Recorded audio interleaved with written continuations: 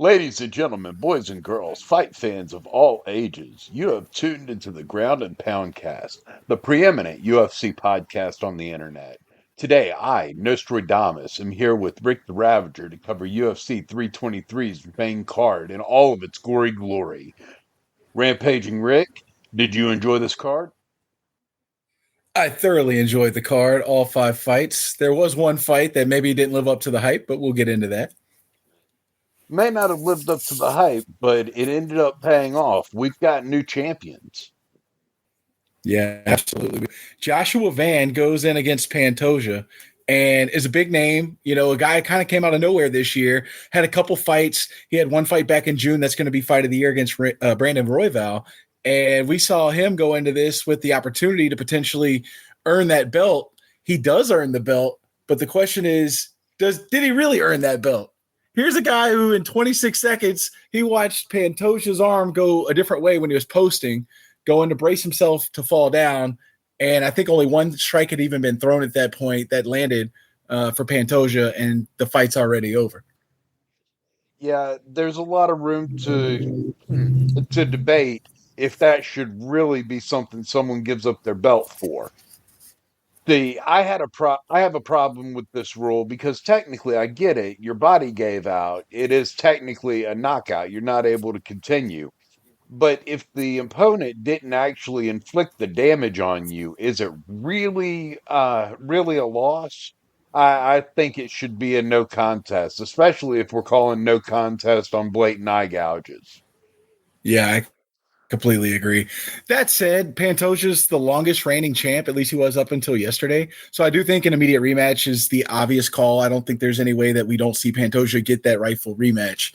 But it does leave a sour taste in your mouth when they give Van the belt and he's jumping around celebrating, looking like he really accomplished something, when to me it's kind of silly. Like, man, you didn't really do anything. I mean, that's great that you won, but you didn't really earn it, in my opinion.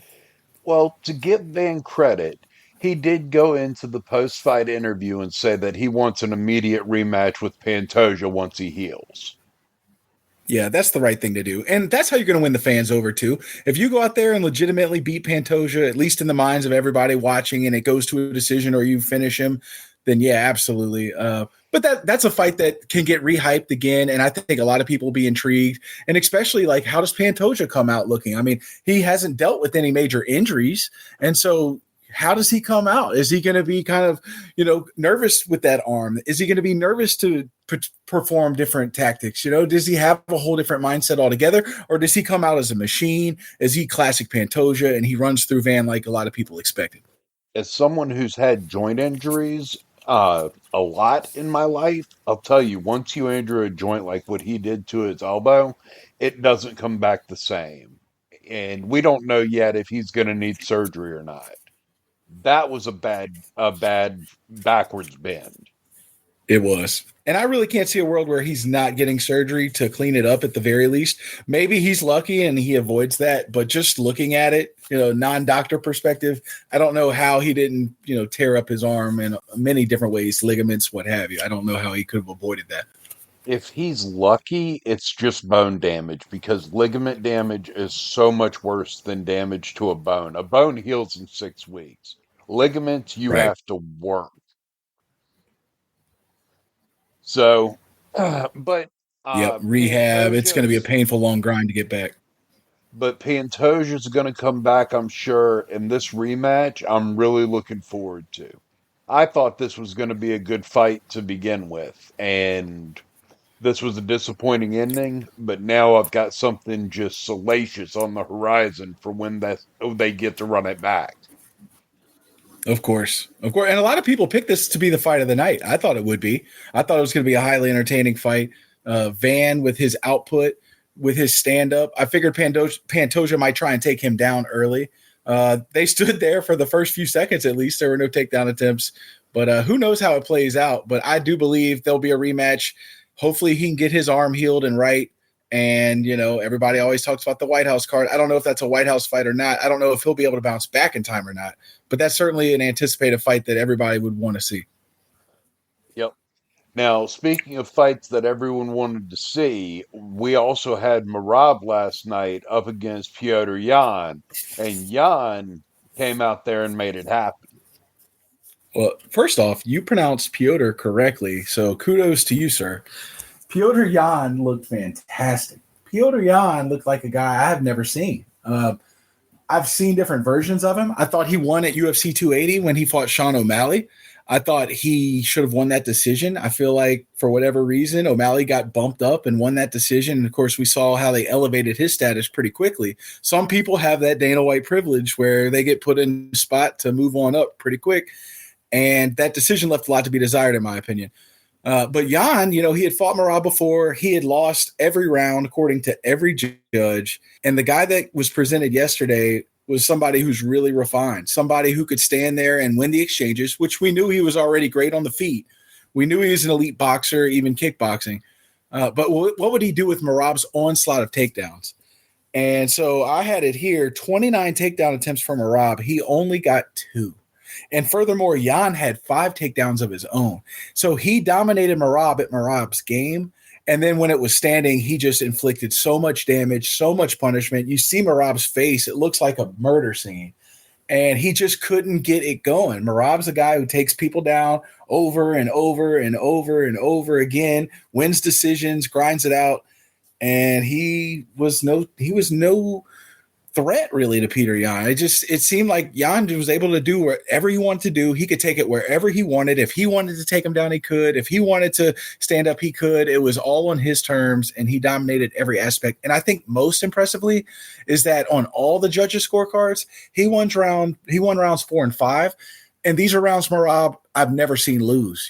Ever since he's had the belt, he's always won the championship rounds. He's always weaponized pace. He's always been a guy to be able to take you into the deep waters. Jan was ready for it. He was in shape and had answers for everything that was presented. Yeah, these two little stocky guys going in there, just entertaining as all can be.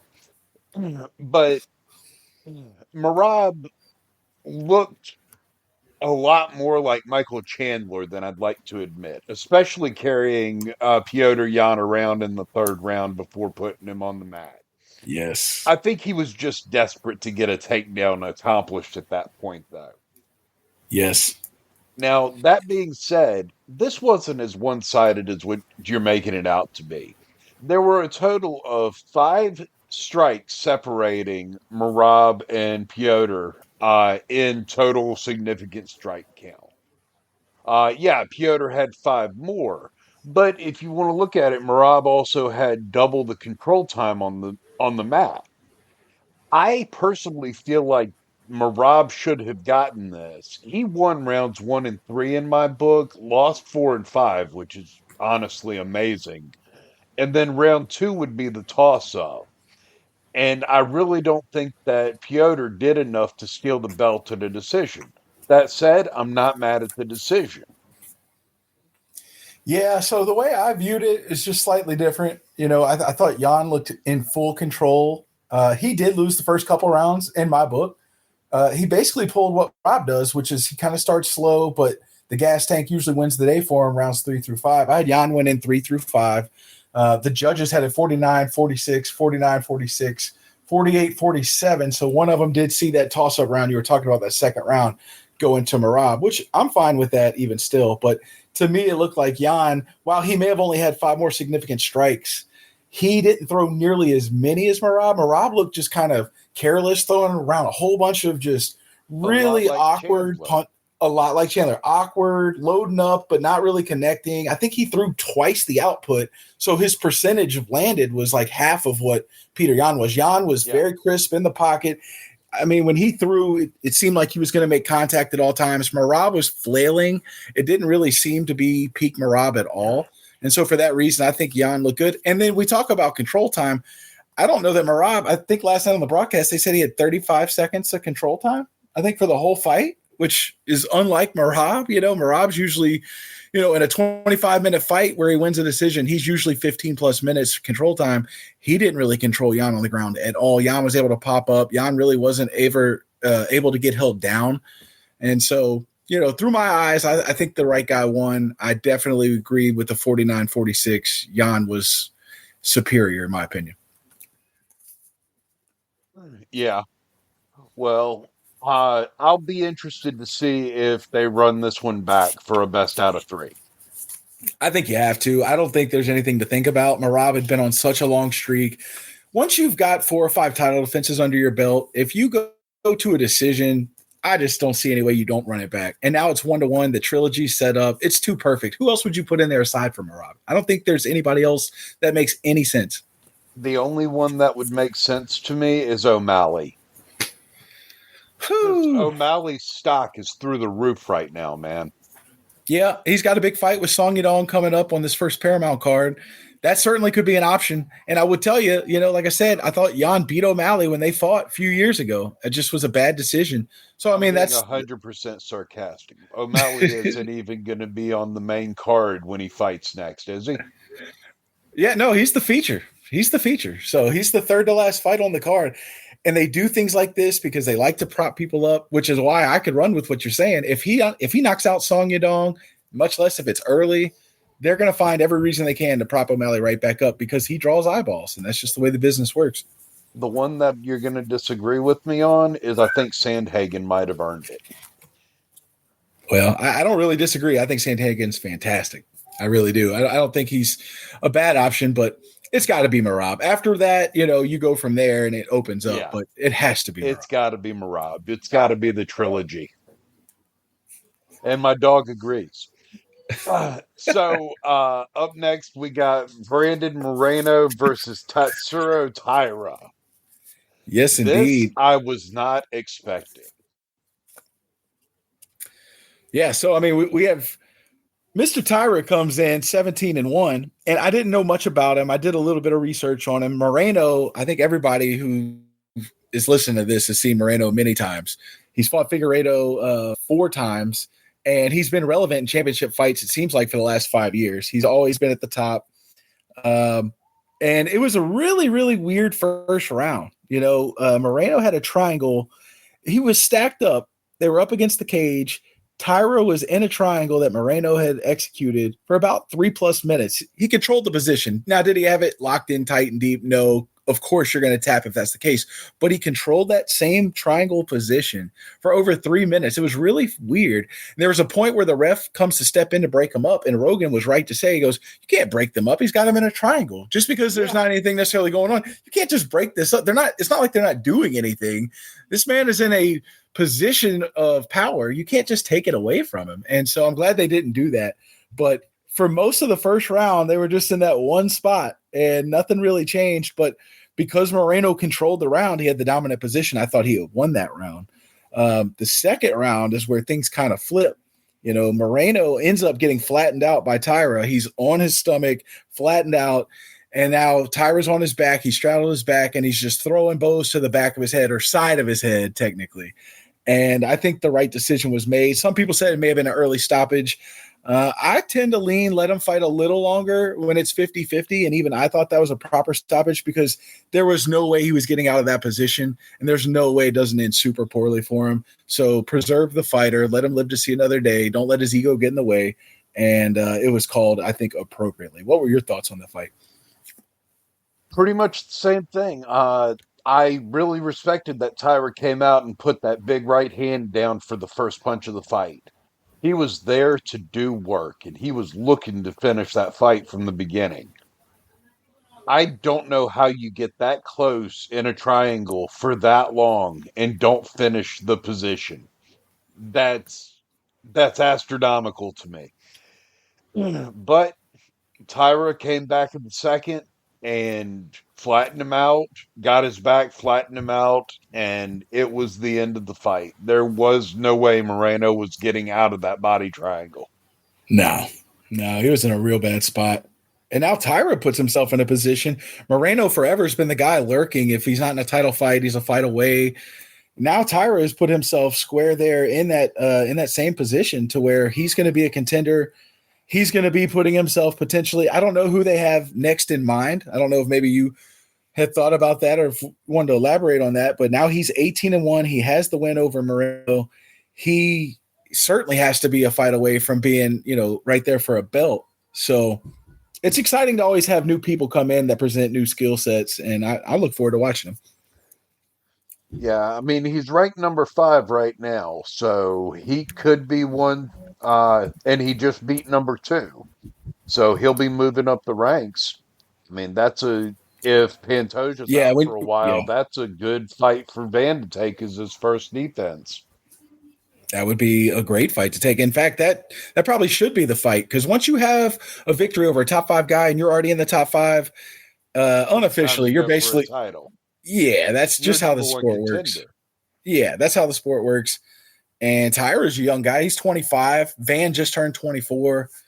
That could be fireworks. So yeah, maybe that's a good one while Pantoja gets his arm right.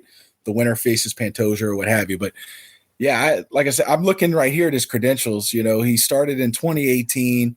He won by a triangle choke. He's one of only 12 people to ever do that. I saw that last night. I thought that was interesting, but he's very well he's got a lot of accolades. So yeah, he comes.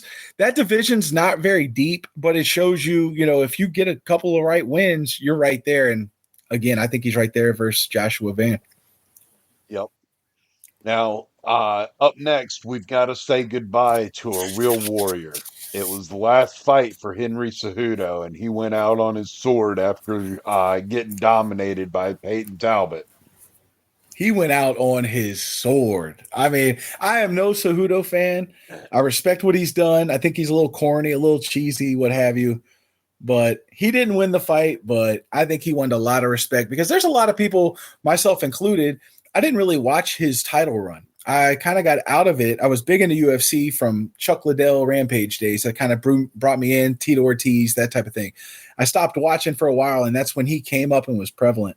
But he hasn't won since 2020, for example. But nonetheless, I think a lot of people who watched him earned a lot of respect because they're like, man, look at this guy. I mean, he was outclassed in every sense. Talbot takes down the wrestling champ and is posing and he's sticking his tongue out like, look what I did. Look what I did. He dominated every aspect of the fight, whether they were on the feet, whether they were on the ground. Cejudo had his moments. The knees were brutal. Oh, they were, yeah, absolutely. They were brutal. He was getting those leg kicks in as well. Talbot looked excellent. Cejudo was biting down on the mouthpiece, trying to just grit it out, and he did. He threw some devastating leg kicks. I will say that he had some stiff leg kicks that did kind of change the way Talbot approached him a little bit. But all that to say, Cejudo's a warrior, but Talbot, we have a future champ, I think, potentially with Talbot. He is exceptional. And to be able to make Cejudo look helpless, even though he's an older version, he's 38 and he's of course retired at this point. He still impressed me. He showed me things that I wasn't sure he was capable of. So all the credit to Talbot. Yeah. Yeah, it was, and the body shots were what really impressed me. Cejudo has to be hurting today. In a big way. In a big Just way. Much in like pain. Marab. Those Yeah. body shots on Marab, not to jump back, but man, Peter Yan landed some body shots, and it even had Marab like yelling, like "ow!" And it was kind of the same way with Cejudo. Of course, he wasn't yelling "ow," but you know, you could tell he was feeling those leg kicks right to the Yeah. midsection. Well, this last one we're going to cover is the only one that I feel was completely decided wrong. And that's how do Jan, I never remember how to pronounce his last name. Uh, Blahovic yeah, Blahovic, Jan Blahovic. against Bogdan Guskov.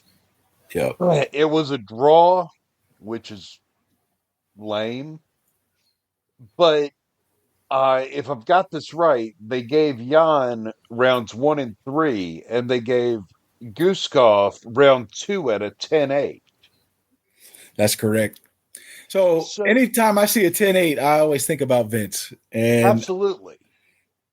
I look at round two, I didn't see it being a 10-8. And No, right I after don't the even round, think that I have it in my notes here. Vince wouldn't call this a 10-8.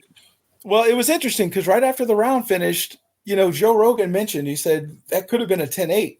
And Joe Rogan, you know, like him or don't like him, whatever, he knows his stuff. And I'm sitting there thinking, like, no way, that's not a 10. It didn't even cross my mind, like, at all. Like, that's not a No. 10-8. But he did put that out in the atmosphere. And I don't know that the judges are listening. I hope they're not. They shouldn't be. But yeah, two of the judges had it 10-8 for that second round. And I was blown away by that. I really didn't see it that way. I'd really like to see Vince watch that fight and get his feedback. He's Mr. 10-8 himself. I don't think he sees it that way though. No, I don't see how that was a 10-8. I couldn't see it in any way, shape, form, fashion. It it wasn't even that dominant of a round, but apparently the majority of judges agreed that it was. We got a real inconsistent judging problem going on in the UFC.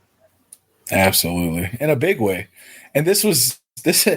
Jan is a victim of it. To me, so in that second round, he does get knocked down. Guskov knocks him down. Jan's on the ground. Jan ends up putting him in a heel hook. And I thought the match was actually about to be called. I thought he was about to tap. Guskov didn't. Credit to him. But he had that foot turned, and I was like, oh, maybe this is going to be it. It looked like it was pretty deep. And of course, he gets out of it.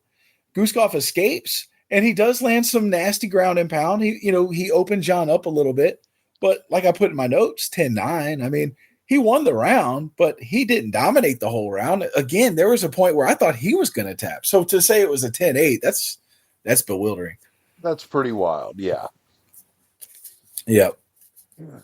So now in round 3, there was an eye poke. I am paying extra attention. Always.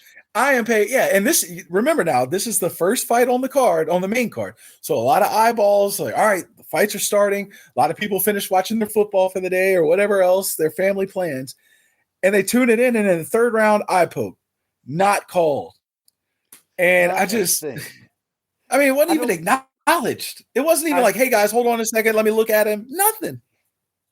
I don't think they're actually going to do anything about eye pokes. And it's really a shame because you've got people now, and I think it was Cejudo who said, if I'm going to get away with it, I'm just going to start poking them in the eye before they can poke me. Sad but true. You want to hear another funny aside? You know who the ref was for that fight? Herzog? Haven't seen him in weeks. First time I see him, that happens. I'm just saying. Oh. Yeah, it's the problem that never will go away, and it seems to only be getting worse because, to Cejudo's point, if you're not going to call it and enforce the rules, why wouldn't everybody start eye gouging right away? I mean, that'd be the first thing I do. I wouldn't go to touch their hands or nothing. I just poke them in the eye, blind them. The beginning of fights is going to start out. One guy kicks the other in the crotch, pokes him in the eye, and then it's the other guy's turn. It's the Three Stooges, and then let's have a fight. Yeah, let's make it even, get the fouls out of the way, and then we'll go on and fight. Right. Oh, man, it had my blood boiling. I'm like, here we go again. I mean, and I don't think it was anything that was over the top per se, but still, like, it's a foul. Enforce your fouls. Like, what are we doing? I'm waiting for the day the NFL decides that they're going to take up UFC policy and stop calling offsides. He didn't mean it. Right. I mean, it wasn't intentional. Right. Now, I will say this for Jan Blachowicz, 42 years old. I don't know how much he has left, but he did something yesterday when they announced right before he walked into the octagon that he had a surgically repaired right shoulder and that he stopped lifting weights because it was too painful. And I'm looking at this guy at 42 like, oh, man, this is about to be ugly. So I'm watching his right arm. I'm watching to see if he uses it. The whole first round, he threw nothing but jabs with his left. And he had, in the second round, 2 to 3 right hands that he threw. And he did throw a couple more right hands in the third round. But I'd be interested to know exactly how many rights he threw. It has to be less than 10, and it's probably closer to 5. He really didn't even use one arm. To be 42 years old and to go in there without the use of your main power arm and to still, in my opinion, win the fight. Yeah. Incredible. I mean, again, another older guy who earned a lot of my respect on his way out. He stopped lifting weights because it was too painful, and he went out there and looked good, for his age against a contender. Yeah, just wow. All the credit to him. Polish power is real. He could stand there. He stood there with Ankalaev and was throwing those leg kicks. Ankalaev couldn't even stand up anymore. He had to go to the ground and try and become a ground artist, which we know Ankalaev is not a ground artist, even though he's from Dagestan. But Jan throws leg kicks like baseball bats. It's just shin to shin. He doesn't care. He's always been a guy who just, bite down and go forward. He did it again yesterday. So, again, what a performance for the older guy. Top 5 still in the division. I don't know where he goes from there. To me, he should hang it up. Once you get north of 40 and you're not a real deal title contender, unless you're just flat broke, it's time to figure out something else to do, in my Yeah. opinion. Yeah, I mean, I don't know who I would put him up against in the top five. Obviously, he's not earned a title shot, so he's not going against Pereira. Right.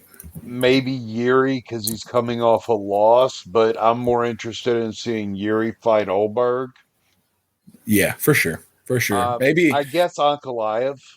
Ankalaev's probably our best bet for Jan to go to next, but I would I say don't know. probably somebody like Jamal Hill. Because to me, Ankalaev, all he's done is go 1-1 against Alex Pereira, and basically he's won every other fight he's had in the UFC. He did have a draw against Jan Blachowicz, the one I was just talking about. Interestingly enough, that was a draw. But all that said, I don't know. I mean, if you're trying to get into a title fight, yeah, if you can get Ankalaev, that's the guy. But if you're just trying to get a paycheck, maybe it's Jamal Hill. Yeah. Well, next week, do we have a card? Yeah, so there's supposed to be a card. I looked and it didn't really look like a valid card. They're going to put it out there as the last ESPN card of the year, the last ESPN card, period, because, of course, the contract is up at the end of the year, and this is the last scheduled card. What a trash can card. Not really even worth breaking down. The main event, I think Vince is super excited about, though. His favorite fighter's in it, Manel Cape. So he always talks about how he loves how much he eye gouges, and he loves watching him do it because he's so good at it. So that would be something interesting for him to look at potentially. But otherwise, it's a whole bunch of nonsense. I really don't even think anybody should enjoy your family, guys. Don't be watching this fight next weekend. Let's not do that. It's just But that bad. tune into the Ground and Pound cast because some of these names are going to be amazing to hear Vince try to pronounce. Seriously, one of them is spelled Chikadze. Giga Chikadze. Oh, Giga. Yeah. Giga. There's Celery Olekajukazuk. Kennedy in You're going to make me pull this card, aren't you? Zekchukulu. These names are going to be amazing when Vince tries to pronounce them. I think Vince, as a penalty for not being on this pod, has to watch every single fight, not just of the main card, but of the entire card and report back. I think that's what he has to do. I agree wholeheartedly. Okay, Now, I got the card pulled up here. So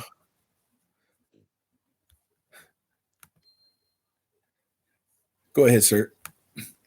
so I can't say anything bad about this card because Dana White's been on a tear recently setting up matches that I didn't expect to be as good as they are.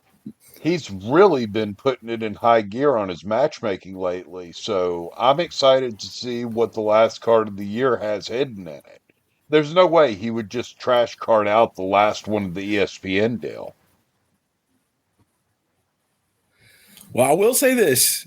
Upon further review, there is a prelim fight that does have my interest. Neil Magny, Yeah. his 46th professional fight, is fighting a guy from Ukraine who's 28-1. Now, I don't care if you're beating up little kids on the playground. 28-1 is insane.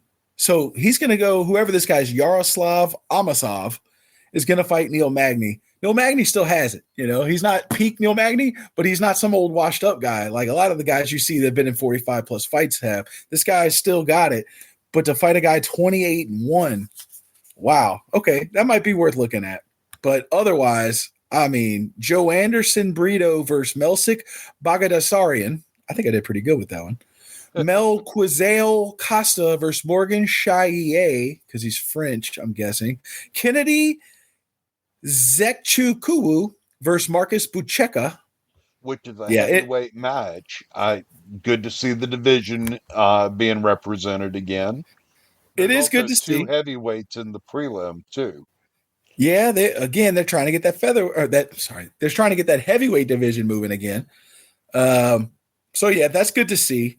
But all in all, this card leaves a lot to be desired. Now, at the very top, Brandon Royval, he was in what will be the fight of the year versus Joshua Van, that fight I was alluding to back in June.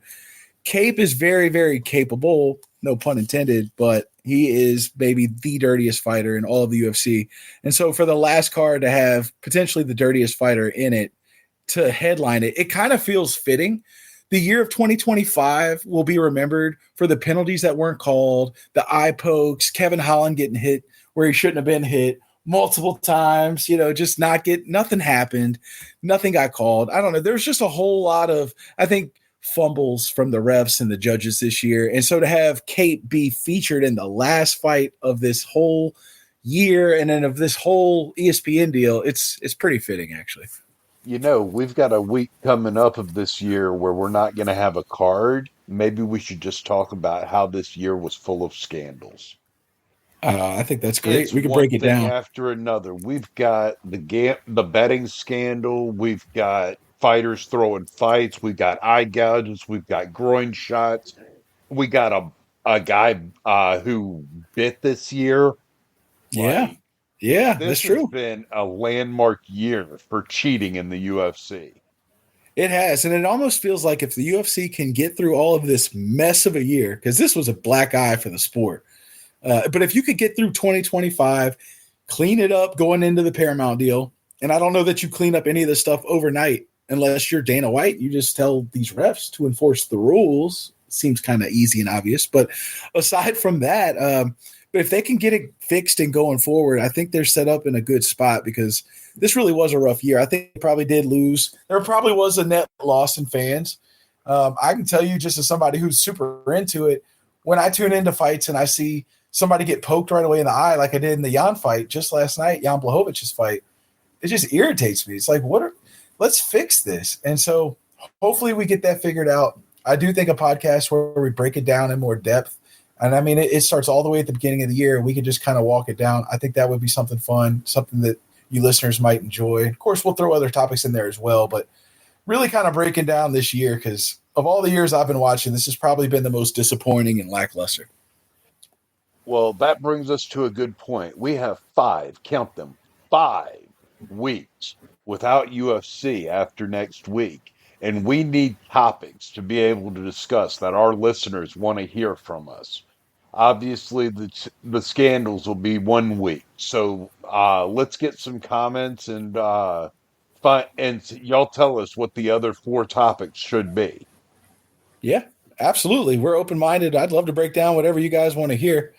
Uh, we need content, and when you got 5 weeks without any, of course, you're going to have some build up going in the week before for that big, UFC 324 card, even a couple weeks before, because you got 2 numbered cards back to back. So you don't really want to lose sight of 325. They're going to have more fight announcements coming out. There will be things to break down, but a good solid 3 weeks of we need content for sure. So yeah, if y'all could help fill in the blanks and connect the dots, we'd appreciate it. All right. Well, that has been our recap of UFC 323 for the Ground and Pound cast on December 7th, 2025. Y'all be good to each other and tune in next week for our coverage of the last card of the year. See y'all then.